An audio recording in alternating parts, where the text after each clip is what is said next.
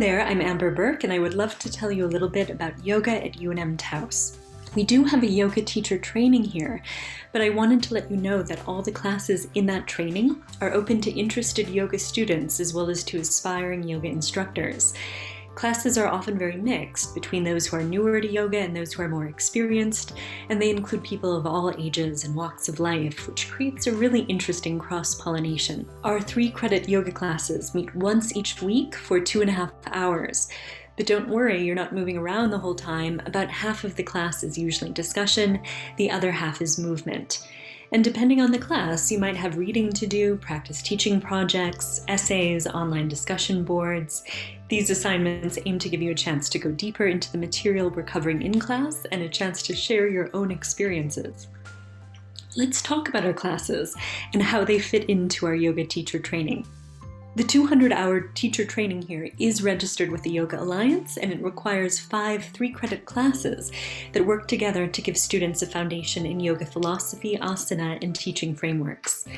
2 are usually offered in the fall, and we usually offer 3 courses in the spring. Our focus is a little less on this and a little more on this. By which I mean we're less interested in cultivating a super acrobatic practice and a little bit more interested in helping you find the versions of poses that work for you.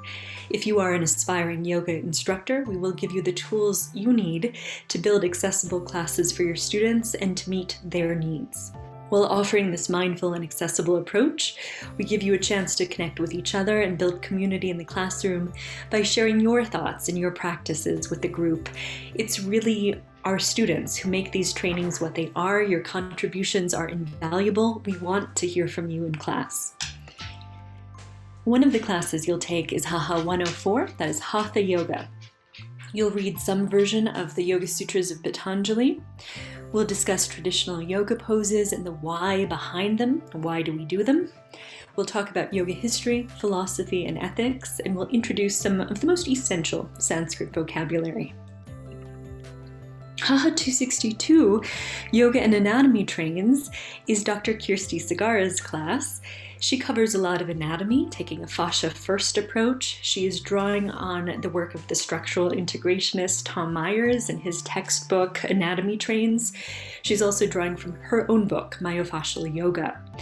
She'll lead practices that feature traditional and non-traditional movements, and her practices will be restorative and gentle. HHHA 120 is Yoga Styles, Sequences, and Safety, and in this one we'll explore different types of yoga, such as Hatha, Vinyasa, restorative, gentle. We'll talk about creating safety for ourselves or for our students. We'll also cover some approaches to cueing and sequencing. There are some assignments in this class, such as writing a yoga resume, that are specific to yoga teachers in training. We'll cover yoga careers and scope of practice a bit in this class. HHHA 121 is based on the book that I co-authored for Yoga International called Yoga for Common Conditions. In this class, we cover yoga anatomy and biomechanics. We talk about individualizing practice to make it safe and beneficial. This isn't just a class for those with underlying conditions. Some of what we talk about could help to prevent problems from occurring as well. And what I hope we discover in the course of this class is that a class for someone with an underlying condition is really a class for everyone. HHHA 293 is a fun one. This is Yoga and Psychology of the Chakras. We read Anadea Judith's Eastern Body, Western Mind and talk about philosophies of energy.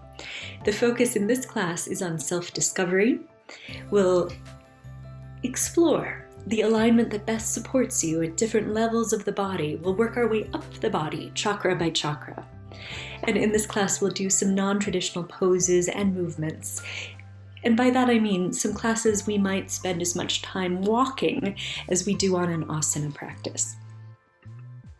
Okay, that's an overview of what we've got going on over here. I hope it was helpful. Certainly hit me up with any questions. I'm Amber Burke at unm.edu. Thanks so much.